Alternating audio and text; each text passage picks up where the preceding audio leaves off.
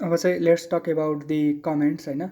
C plus प्लसमा पनि comment चाहिँ भनौँ न सीको जस्तै हुन्छ होइन। अब सिङ्गल लाइन कमेन्टको लागि चाहिँ दुईवटा फरवर्ड स्ल्यास युज हुन्छ भनेदेखि चाहिँ मल्टी लाइन कमेन्टको लागि चाहिँ नि हाम्रो भनौँ न के अरे एउटा फरवर्ड स्ल्यास अनि त्यसपछि एस्ट्रिक अनि एस्ट्रिक यो हुन्छ स्टार्ट विथ यो हुन्छ अनि इन्ड विथ यो हुन्छ है। भनेको यो एस्ट्रिक र फरवर्ड स्ल्यासमा इन्ड हुन्छ है त। अर्को उसमा चाहिँ के हुन्छ दुईवटा फरवर्ड स्ल्यास हुन्छ है। अब एउटा ट्राई गरी हेरौँ कमेन्टको लागि होइन। अब कमेन्ट किन युज हुन्छ भन्ने त थाहा होला है।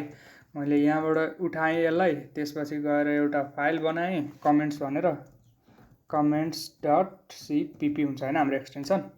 अनि यसलाई रन गरौँ होइन। यहाँ अब कमेन्ट्स चाहिँ के हुन्छ भने भनौँ न कमेन्ट्सको पर्पोज के हो भन्ने कुरा बुझ्नु पऱ्यो होइन। जस्तो चाहिँ यो चाहिँ अब सिङ्गल लाइन कमेन्ट भयो भनेको अब यो यहाँ त यसरी यो कमेन्ट यसरी हालेर त खासै अर्थ भएन होइन।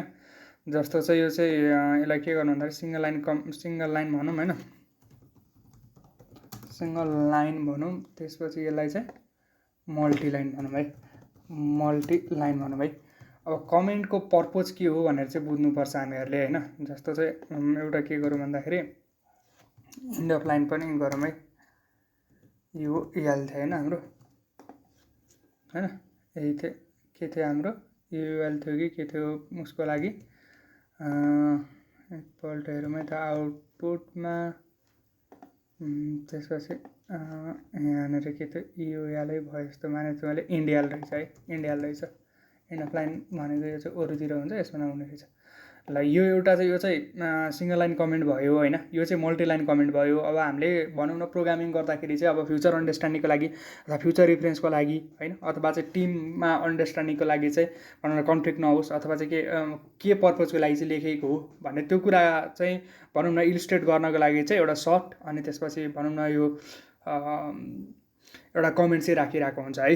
अब कमेन्ट चाहिँ जेनरली भनौँ न जस्तो अब स्ट्रिक्टली टाइप नभएको प्रोग्रामिङ ल्याङ्ग्वेजहरूमा गरिन्छ। जस्तो चाहिँ अब यहाँ त भनौँ न फङ्सनहरू लेख्दा त्यसले कस्तो खालको प्यारामिटर लिन्छ, कस्तो खालको चाहिँ आउटपुट दिन्छ भन्ने कुरा त थाहा नै हुन्छ। तर चाहिँ अलिकति कम्प्लेक्स लेभलको अथवा चाहिँ डेटा टाइपहरू डिफाइन नभएको छ भनेदेखि त्यहाँ चाहिँ प्रोपरली चाहिँ के हुन्छ भन्दाखेरि कमेन्टहरू दिने, यसले के लिन्छ इनपुट, यसले के आउटपुट दिन्छ। जस्तो जाभा स्क्रिप्टमा होइन, जाभा स्क्रिप्टमा चाहिँ त्यहाँ भनौँ न त्यो स्ट्रिक्टली त्यो टाइप ऊ चाहिँ डिफाइन गर्नु पर्दैन। त्यो भइसकेपछि के हुन्छ त्यो अलमा लिन्छ नि त। त्यो भएर चाहिँ भनौँ न त्यो प्र्याक्टिस चाहिँ के छ भन्दाखेरि त्यो कमेन्ट राख्ने प्र्याक्टिस छ। जस्तो अब सी प्लस प्लसको केसमा पनि भनौँ न यो अन्डरस्ट्यान्डिङको लागि, त्यसपछि भनौँ न डिबगिङ इजी हुनको लागि चाहिँ भनौँ न यो चाहिँ के हुन्छ भन्दाखेरि कमेन्टिङहरू गर्ने प्र्याक्टिस छ।